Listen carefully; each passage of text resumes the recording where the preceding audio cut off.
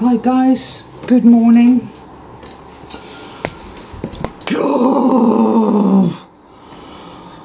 Screams of Despair, Volume 9. What the fuck? So, yesterday I had to go to the hospital for a procedure, like a scan. And all in all, it was, well, educational. Yeah, it was educational. And I had some other shit to say as well, other stuff, other topics, other whatever shit that's going on to cover. And I thought, well, I'll sit down and do a video. So then I sit down and do a video, and all of a sudden the fog comes in. Is that movie from the 70s? What was it called? Was it called The Fog? It's a bit like that. It's like, all of a sudden I haven't got a fucking clue what I was going to talk about. And I've made some notes, because I have to nowadays, right? It's like, I don't know.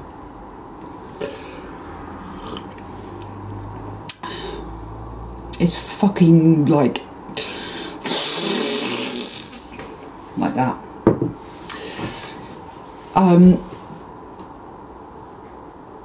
Because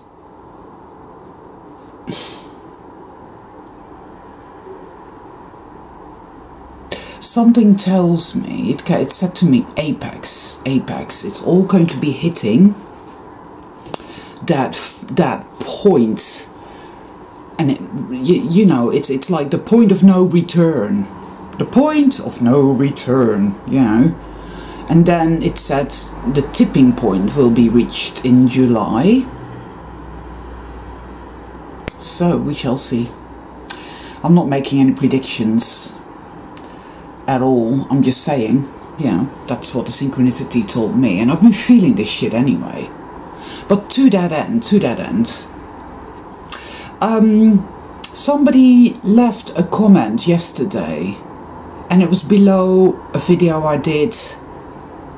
Well, actually, was it August last year? It was called The Black Hole. It was called The Black Hole. Now, I like, every now and then, I like to go back and watch a video I did maybe 1 year ago, 2 years ago, and that's how I gauge my progression, as it were. And it's always good, because I do see that, yeah, I clearly didn't have a handle on that, and I didn't get that, but I do now. And it helps me to stay the course. It helps me to remember that this is meaningful and that it's all going somewhere. And I think we all need to do that on occasion. I think we all need to stop and find that reassurance, if we can. Because right now, it's really going for the apex all the way, in a big way. It really just is. And what is happening here is the whole shame construct is being dismantled. I call this the separation. The shame construct, and I honestly feel that shame is really just not the right word for it at all. For anyone who's ever experienced severe depression, and I don't mean, oh, sigh, I feel a little bit unmotivated today. No. When I did a video called Facing and Feeling the Fear at the Core, I talk about this experience that I had, which I have had before. That feeling, which I'm going to try and put it into words now, but it really is beyond words, right? It's the worst expression, the worst experience, the worst emotional state I have ever experienced. It is the shame construct, or the fear construct, if you want to call it that. And it is how the mind control works in this realm. It is also, conversely, how the hell contagion, it is the hell contagion, really, because of all the different elements that it's made up of. So that's it. It is most keenly experienced, I feel, when you hit rock bottom, which can be triggered by fuck anything, right? Severe depression of I am so worthless, I do not deserve to exist. So I have a cup of tea. I am so worthless, I don't deserve to exist. I am so dirty and disgusting, I don't deserve to exist. I am so powerless, and I am so guilty of what exactly I do not know. But I experience this overwhelming sense of being dirty, of feeling so guilty and sinful and disgusting, worthless, powerless, defenseless, isolated, rejected, abandoned, unwanted, all alone in the bleakest imaginable dark landscape, all alone, yet surrounded and threatened on all sides by really putrid, evil demons. That's really the only way I can put it. It is gut-wrenching, and you feel it here, you feel it there, you feel it at the back of your neck. It's appalling. It's appalling. For anyone who's ever had a really bad breakdown of severe depression, they will know exactly what I'm talking about. Depression is basically where the fear construct or the shame construct is revealed to you. It is revealed to you what really lies within you. And these depressions, these episodes, they don't last. People either take medication, because it is truly, when it really comes up, it is beyond bearable, you know. Often enough, it's like a wave of unimaginable horror. So people either reach for the antidepressants, or they often enough succumb, and you know, whatever, you know what I mean, right? So, but we might feel it for a few seconds or a few minutes every now and then. A good friend of mine told me about her experience with it, and it felt, she said, as if something demonic was actively trying to get her to kill herself, you know. And people, for example, that take ayahuasca may experience that as well, and are faced with, well, demonic entities, you know, that sort of thing. One way or another, it is, I call it a construct because it is a bit like a building. It is a prison, you see. That is what it is. It lives within us, whilst we're not awakening, or for those whose awakening journey only pertains to what's happening on the external. So lots of people like that, and they'll go that far, but they won't go beyond that. So they'll never be aware of it at all. They simply do not understand what it is and why it is.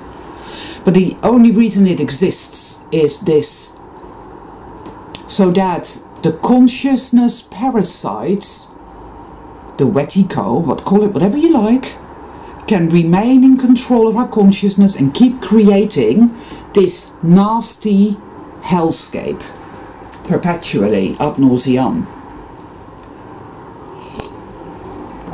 That's one way of looking at it. The other way of looking at it is, it's interesting because I was watching a movie the other day, Miss Peregrine's Home for Peculiar Children, which started off really well. I read the book years ago, and it all went to pot at the end. The film in and of itself, therefore, is not very good, but it had some incredibly good symbolism in it. There's all these kids that are a bit like soul travelers. They're all a bit weird and wonky and freaky, and they have special abilities, and so they have to live outside of society in these time loops, watched over by these women that can turn themselves into birds, right, which is pretty cool. And there's one girl whose ability, basically one of them, is she has to wear these boots that are made of lead to keep her tethered to the ground, because if she takes those boots off, she goes whoops right up, right? Now, that, I thought, to me anyway, that was meaningful, because it's like, okay, that is exactly what we have done in order to have this experience. And I know a lot of you are sat there thinking that you're in hell, and that the Black Hands, the Dark Generator, telling you, oh yeah, you are in hell and you deserve to be in hell and you're never going to get out of here and evil always wins, and you know, it will. That is the main message, but of course it comes at you in all these different ways, like look at yourself in the mirror, look how ugly you are, look how stupid you are, look how your body is disintegrating, old age, this is going to happen, that's going to happen, all of that. But really the main message here is that evil always wins and you're utterly worthless. That is again the fear construct. So we put on these heavy boots made of lead. Lead is very, very toxic, very heavy, very dense. That is what this place is. We came here to do this, have this experience. I still believe that. I don't believe that we're trapped here or anything. However, getting out, exiting, going home is a bit of a fucking to-do, isn't it, people? So I was there in that hospital, and it was unbearable. I mean, it was grotesquely fucking an external representation of that inner fear construct, the shame construct, all of that. Places like that have absolutely nothing whatsoever to do with health at all. They are quite the opposite, like everything else in this fucking world, right? Unbelievable. And of course there was Mrs. NPC Series 3. You're there in the waiting room, acutely aware of the energetic soup. And it's, oh yeah, I had a massive problem with my drains. I thought, yeah, I bet you do. You are a drain on my resources. Shut the fuck up. Yeah, unfortunately that's not what happened, because I wasn't in awareness, because I was actually in there and I was trying to deal with it and not doing a very good job. So I put on my, I don't know, whatever, like, yeah, stupid really, and I feel shitty about it, even though that's bullshit, and I need to be compassionate with myself here, because it was truly a bad day yesterday. It was very dark, it was very cold. Yeah. Oh. These people walking by, it's like, I know where you live. No, anyway. It was fucking appalling, right? And that woman was there, and they always look the fucking same. They are grey. She was grey, her skin was grey. And what with all the going on, right? I've noticed people looking fucking grey, which is interesting to me, right? It certainly is. The Walking Dead. Oh yes. Well, she looks grey, and she was going on and on at me, as they do, isn't it? My drains. And it is literally that way. They are a blockage in the drains. They're there to obstruct. Because it's, oh, and then we bought a bungalow and we're really happy, and all the shops are just down the road, and and it's, oh boy, shut the fuck up. And in the end she was cold and she fucked off. And they talk at you, and you're there kind of going, yeah, whatever, because they want your energy, they want to feed, and then when she was cold, she got up and just wandered off. They don't even say, oh, thank you, or, oh, nice meeting you. Oh no, nothing like that. No, they just fuck off and that's it, Ugh. And Then I was called in. And you're living in dark, dark, dark days when the doctor is this obese guy with weird hair. I mean, he resembled it. What was the son called of the Baron in June? Do you remember the Baron in June, the fat guy that flies about in that weird suit, and he has a son with red hair? Well, this guy looks like. He looked like the marriage of Jabba with the Baron's son. Boom. He was immensely fat and he had weird orange hair which came out in tufts, right? And I'm thinking, what the fuck, right? And it's like, can you lie down please and hoist this up and do that and go there? And so I did all of that and I'm lying there and I'm thinking, this is fucking surreal, right? And everything they say is scripted. There's this nurse there going, you're doing very well. And I'm like, I'm not actually doing anything. I'm just lying here waiting for this to be over. So I'm like, what the fuck are you talking about, woman? Not one iota of energy or soul or anything at all. It was dead. The whole place, the whole building, the whole area, all of it was dead. On the way there, on the way back, in the car, it's like buildings, buildings, buildings. Empty tins, empty coffee cups, empty crisp packets, empty people, empty fucking everything. A whole lane of about 16 beautiful oak trees cut down to make way for another road. The squalor, the bleak, grey, grim fucking squalor of it all acutely made me feel that whole shame, fear, constructs. It just is an external kind of representation of what lies within us, because the mundane reality enforcement officers, such as in the hospital, they think it's marvellous and wonderful and amazing and oh, the wonder of science,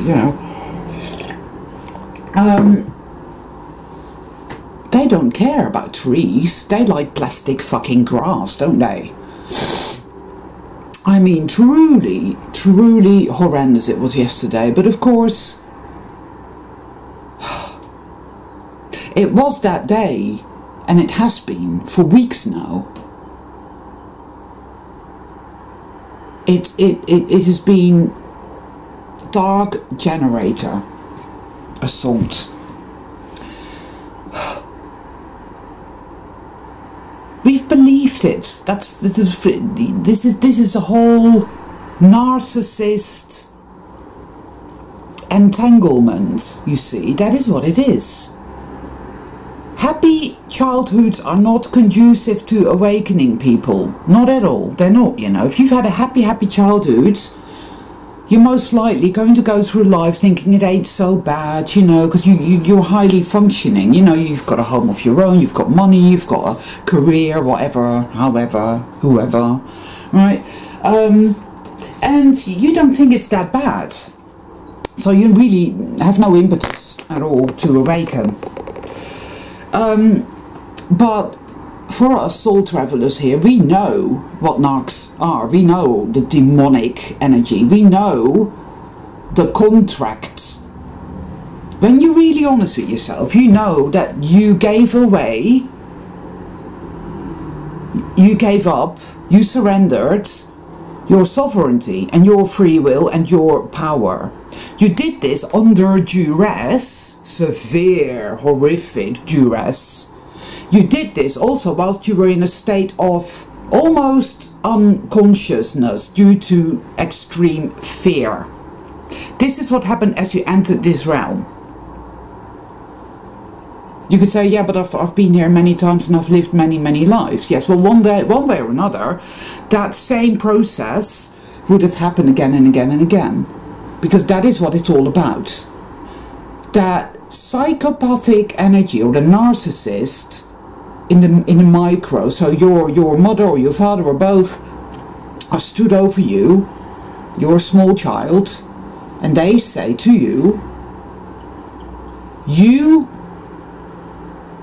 exist to be the recipients of all my self-hate and my worthlessness, of all my demonism, all the putrid disgustingness that lies within the narcissist is projected onto us, put into us, and we are to be the living embodiment of it, so that they can gallivant through life pretending they're better than this, that and the other, than they are so and they are that, and they are so worthy and so smart and so brilliant and so incredible and so good and so kind and so whatever, you know. We are basically like they see us as a cesspool, as a cesspit. We are a human cesspit to these fuckers. When what it's all about is that evil is intrinsically just that. That is what it is. It is the fear and the shame construct. It believes itself to be so worthless it doesn't deserve to exist. So dirty and slimy and disgusting and black that it can never, ever, ever, ever be loved or redeemed or reconciled at all in any way or shape or form. It is guilty forever. And so it must be punished forever. And it cannot face that. It cannot go there. It has not the strength to face that ultimate of delusions, which is what it is. So, in human form, it is projected onto the offspring, the daughters and the sons, the soul traveler offspring. And it is put into us. It is rammed into us. That is what it is. And of course, we have all the mundane reality enforcement officers, those nice grey people, enforcing that. You see. And it comes out in all these different ways. You know, they all accept mindlessly everything they're told. No critical thinking whatsoever, because it's self-hating behaviour. You know. And it's all this, oh, I'm not worthy, and oh, I don't deserve anything. Oh, don't be kind to me, I don't deserve it. Oh, don't give me anything because I'm not worthy, you know. I want you to treat me like shit because it really makes me feel so good. And it's incredible because we learn to do that from a very early age, you know. And it's self-harming behaviour.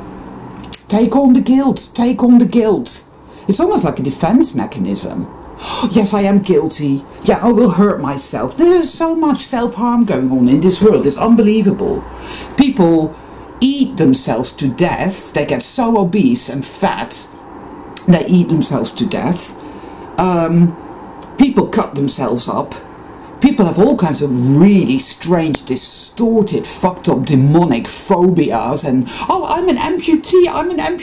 And there's doctors who pander to that type of filth. There is so much distortion and insanity and putrid motherfucking evil going on in this world. All of that is an expression of the fear and shame constructs.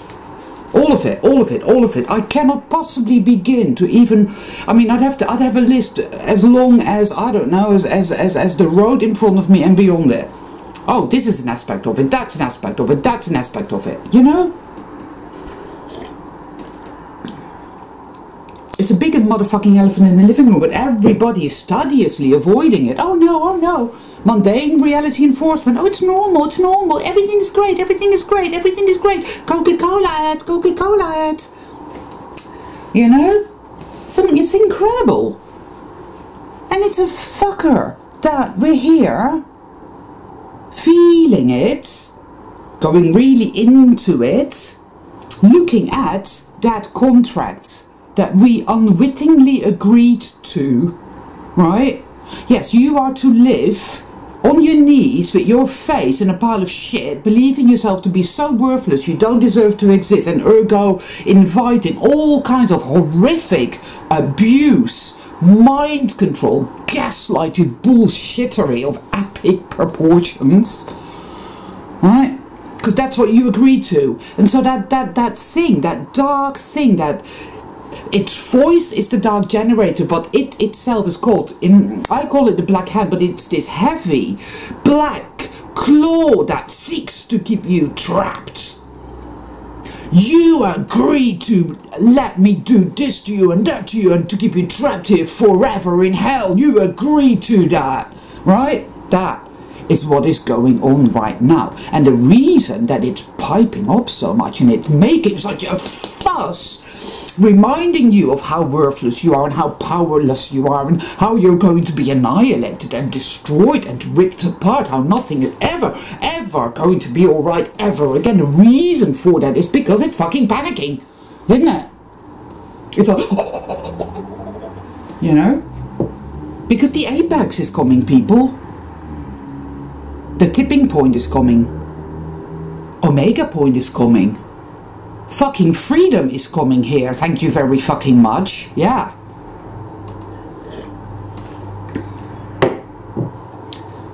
We've got to go into it. We are in it. The prison. The concentration camp. Right? The Soul Traveller's Mauthausen. We are in it. It's why we feel like we're being, yeah? We hold so many still programs. Beliefs, by the way, are programs, right? Oh yeah. And it's always slanted to the dark side. It's always slanted to disempowerment. If it does that, guys, it ain't of the light. Remember that. Things like, oh, you're going to be here for at least another 10 years and it will be very, very difficult. Yeah, right, fuck off. Or, all these bad things have to happen. It's good for you. You have to suffer. Suffering is good for you. There are so many different fucking programs running the fucking show that are part of this prison. The shame construct, the fear construct, the you're so worthless you don't deserve to exist, you need to accept this is true, you need to accept that is true, you need to accept that and that and that and that and that and that and that and that. It's like you're being stoned to death, you know, and I don't know, that they've dug a pit and they've put you in it and you've got like a million demons around you with fucking bricks chucking those bricks at you. Guilty, guilty, guilty. And it's like, no, because you know what? The truth here, of course, is that all of this is a fucking lie. But we've lived it, and so that is the leverage that it has. Every time you go into a state resembling sovereignty, I am self, excuse me, love, everything, it's there saying, oh, how dare you defy me? How dare you defy me? How dare you feel good about yourself? How dare you believe you're powerful? How dare you believe you're powerful and that everything is going to be alright? How do you think that's going to happen, hey? What, you think miracles are real? No, they're not. You're worthless. Now get back down on your knees. You agree to live on your knees and to be afraid at all times, and you know damn well that's the only place you really feel safe. The reason you don't feel safe, of course, when you step into your power, is because it has you believing you will be punished for that. So you keep going back to the horrendous comfort zone, which is fucking not comfortable at all. It's abject, fucking excruciating, soul-destroying existence. It is bloody, look at it, guys, on the external, on your internal, on your psyche. It's fucking evil, that's what it is. And it's a fucking mind control program of the biggest proportions that is being dismantled now. Yeah. Wow. And this is why it's a leap of faith to say, you know what, fuck that shit. No, it's a lie. It comes at you, it whispers these nasty, terrifying things into your ear. I know, as I was sat in that waiting room in the hospital, observing it was dirty, there was no colour, everything was grey, it smelled of death and decay and dust and NPC-ism, right? People were fucking grey, for fuck's sake. grey.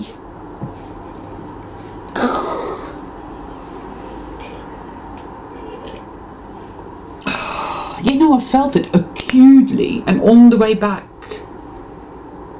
looking around me thinking, wow, how ugly and squalid our world has become.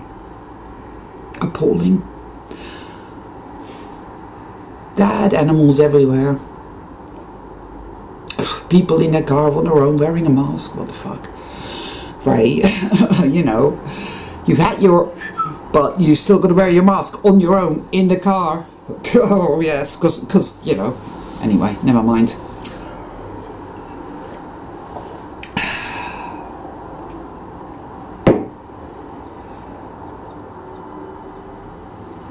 The separation, the dislodgement of the Black Hand, it has had so much power over us, over our mind, over what we think, over how it affects our emotions, these cascades of negative emotions of, oh, I feel so dirty, I feel so guilty, I feel so ashamed, I'm dirty, I'm guilty, I'm bad, I'm going to be here forever, I'm never going to get out, panic, terror, horror, hate, rage, self-hate, oh yeah, big, important part of it all. You must hate yourself. You agree to hate yourself and believe everything I tell you, says the Black Hand.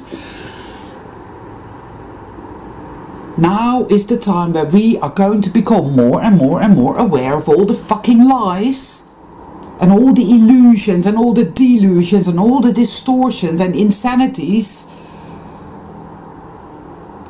All these contracts that make up the big contract that are being dislodged. We are literally separating all that shit, that dark, nefarious, evil, disgusting filth is being taken out of us like that by degrees.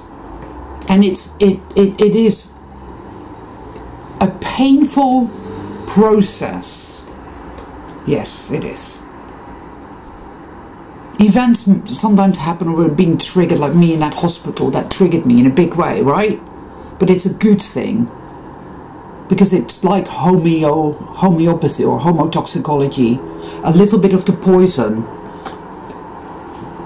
clears it out of you, clears it out of you, clears it out of you. It brings it up, clears it out, right?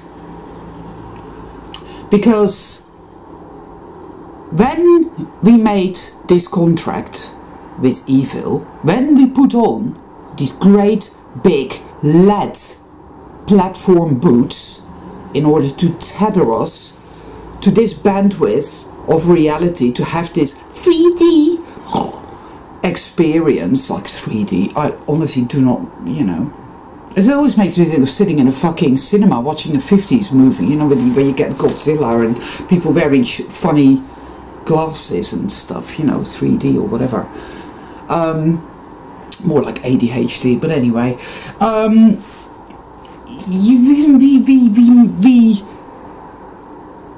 It's null and void. It's null and void because we never really made that agreement. It's convinced us that we have.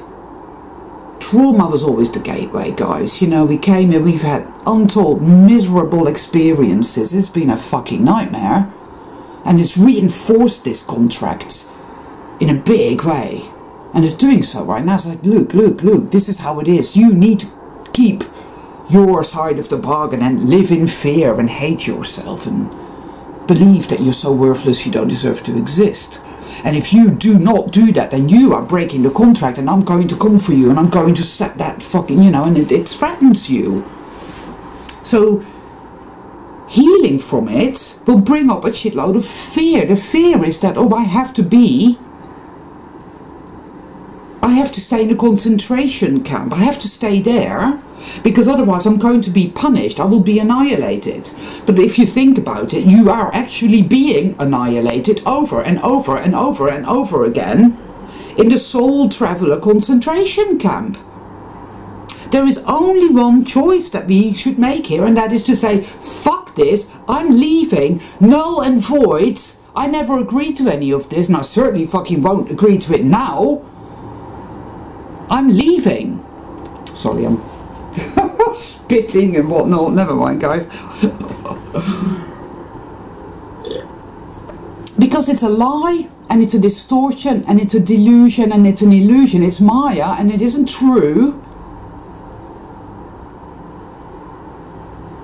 The next 7 weeks, 7-8 weeks, are going to be about the dismantling of the soul traveler concentration camp, the shame construct, the fear construct, all of that. It has to be nullified, because it is null and void, people. It is null and void.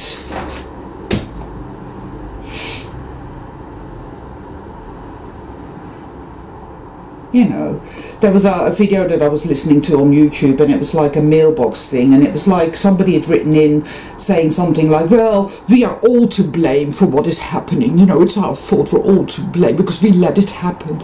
And that is like a typical aspect of the shame and fear construct. Because how the fuck do you reckon that exactly, asshole? You know, what we're supposed to... It's our fault, as in collectively, as in Hive, obviously in NPC, right?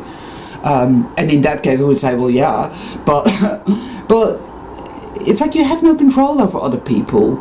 This is also typical, you know, so typical of the gaslighty bullshittery that's going on. Oh, you're guilty, see? We're abusing you, and you let it happen, so it's your fault, you're responsible. Oh boy, there's so many different nuances to it, you know, and that came up and it triggered me, and it was like, wow, I wish I knew where you lived, fucker. Because it's like, that's the reasoning of the mundane reality reinforcement officers, you know, and they love for somebody to read that out in a video on YouTube, because it reinforces that whole bullshit of, yeah, see, it's your fault. We get to abuse you, and it's your fault. Fucking annoying as fuck. Because I wrote this down, you see, I said gaslighted bullshittery, because blaming ourselves makes us feel better temporarily. Believe this to be true. It's true. Go within yourself and dig it out. It's in drawer 1 of construct number 97, section A. It's there. Self-flagellation, taking on the guilt, self-harm. So many different expressions of it to be found all around us and within your own life and, you know, your own behaviour. Oh, yeah, okay, I'm bad, I'm shit, I'm worthless, and I don't deserve to exist. Okay, I accept this, and please don't harm me, please don't hurt me. I will do as you say, I will do as you say, I will live on my knees. Yes, okay, yeah, everything is bad, I'm shit, yeah, you're right. Please don't hurt me, please don't hurt me, please don't hurt me. That's what that is, guys. So, taking on all this bullshit actually makes you feel temporarily better. Talk about Stockholm Syndrome, right? It takes fucking guts to say no, to choose defiance, and to step into your light over and over and over again. And at the same time to have to sit there with these cascades of fear, of feelings of guilt, of shame, of dirt, of all kinds of emotions we don't even have words for. Very clever how they've done that, you know. To feel it. Feel it and let it flow as much as you can. You can't always do that, you just do the best you can. It'll be absolutely fine. Let it flow as much as you can, because these feelings are based on lies. It will come at you because it knows you are escaping the prison. It doesn't like that. It's like the snake when it attacks Snape in the Deathly Hallows 2. It comes at you like that. Oh, the rage and the hate that it feels, the violence. Because we're escaping, we're leaving the shame and fear construct, the prison, the soul traveler concentration camp. It will no longer have any power over us anymore. And when that happens, Omega point, we regain complete control over our own consciousness, ergo are able then to create with harmonious creativity the new the great healing, the light reset, call it whatever you like. And no, at this point in time, we don't know how we're going to do that. We don't know what that will look like, or exactly when, or any of that. But you know what? Accept that. That's fine. The law of attraction will have you think, oh, you need to know exactly how you're going to do it and what it looks like and blah, blah, blah. No. The more you obsess over it, the more, that's all fear and it's all nonsense. This is a natural, organic, harmonious thing, people, and we are being liberated. So be with it, be present with it all. It's okay. Defiance. Step into your light.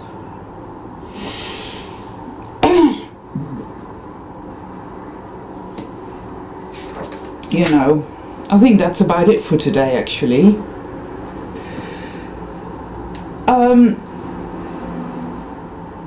In that video, when I was talking about the black hole, I did not understand what I understand today. What I've been understanding more and more and more through synchronistic events and sentences and this and oh, and bits and pieces coming to me, talking to me, saying this, guiding me, leading me, showing me, loving me, always having my back. It is magic. It is the Maverick effect. It's always been here. I know that most of us, if not all of us, are feeling really heavy and under attack. Because the be-all and end-all, how this all came about in the first place, this contractual, so-called contractual arrangement with the forces of evil, putting on the lead boots, right, which at some point had merit. We have had this experience over and over again, perhaps, who knows. But now we've done with it, we are finished with it, and to that end, it's time to leave. And to that end, this contract is negated and it is now null and void.